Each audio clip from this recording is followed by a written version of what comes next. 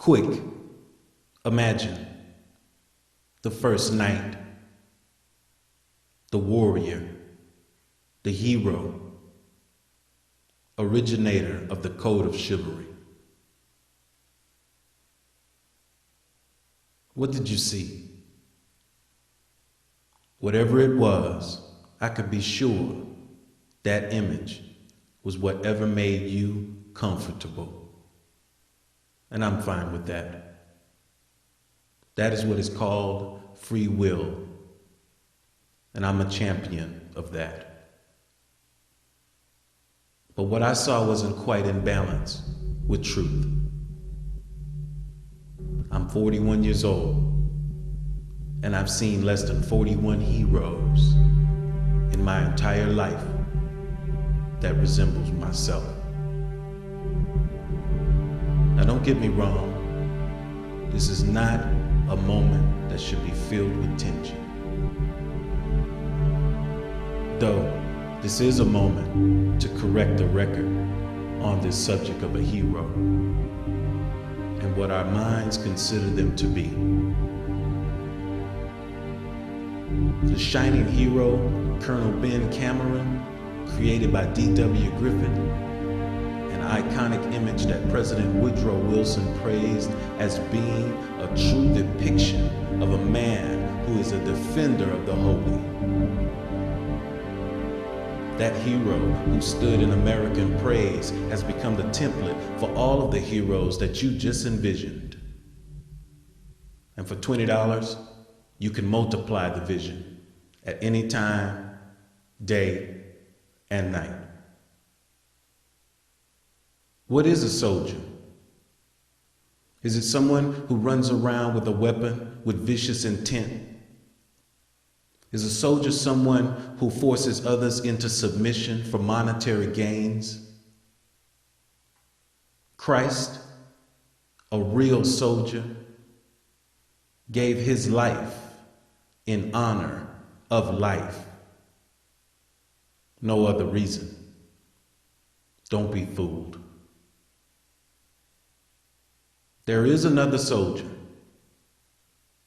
one who you don't know, but you should. The reason you don't know him is because you don't care to. And I'm fine with that. That's free will. My free will leads me to a true hero. A man who is deserving of a place in society. A place where he would not have a movie in a building where you pay $20 to multiply the vision of him.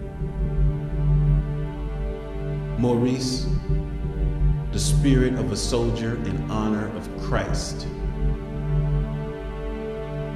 Out of Egypt I called my son. Matthew 2:12 to 2:23. Egypt is identified in the Bible as the place of refuge that the Holy Family sought in its flight from Judea.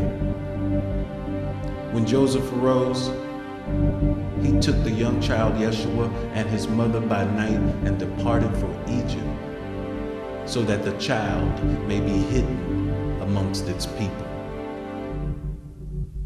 The Egyptian church, which is now more than 1900 years old, regards itself as the subject of many prophecies in the Old Testament.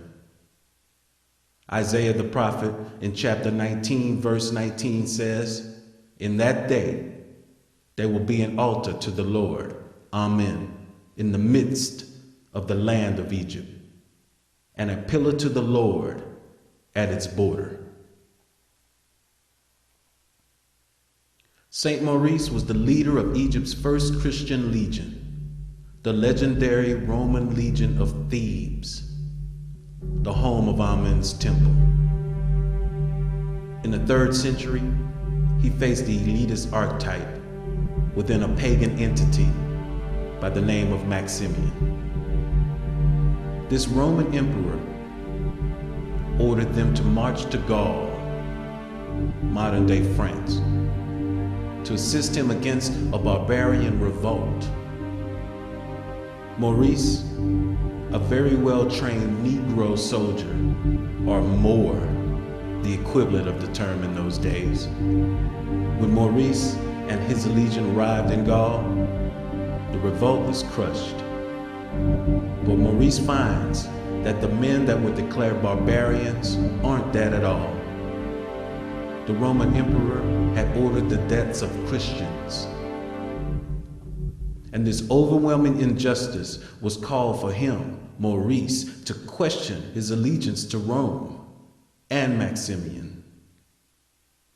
Upon his return to the emperor, who at the time was also considered a religious figure, Maurice and his legion was ordered to bow to the leader, who had declared himself a god. Maurice, with his ankh in hand, gave his respect to the emperor as a military leader.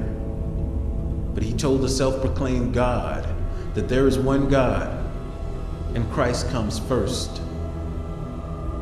I will not bow to you as a god. That, to Saint Maurice, would be equivalent to renouncing one's religion. At that moment, Satan's murderous hand deals Maurice and his legion corpus delicti, murder, by ordering what is called a decimation, meaning that every 10th man in the Theban legion was to be beheaded. These men of a Roman legion from Thebes, Egypt, instead of allowing their brothers to be sacrificed because of their belief in the foundations of Christianity, chose to follow their brothers into martyrdom by not bowing to tyranny. Rome laughed at the silly sacrifice of these Africans, just the way they laughed at the sacrifice of the teacher Yeshua, the child hidden in Egypt. Because of his stand for Christ, he was later canonized as the patron saint of the Roman Empire. Yes, an African is the patron saint of the Roman Empire, and considered to be the very first knight, the one man on earth who inspired the code of chivalry. Yes, the code that will be important to all knights.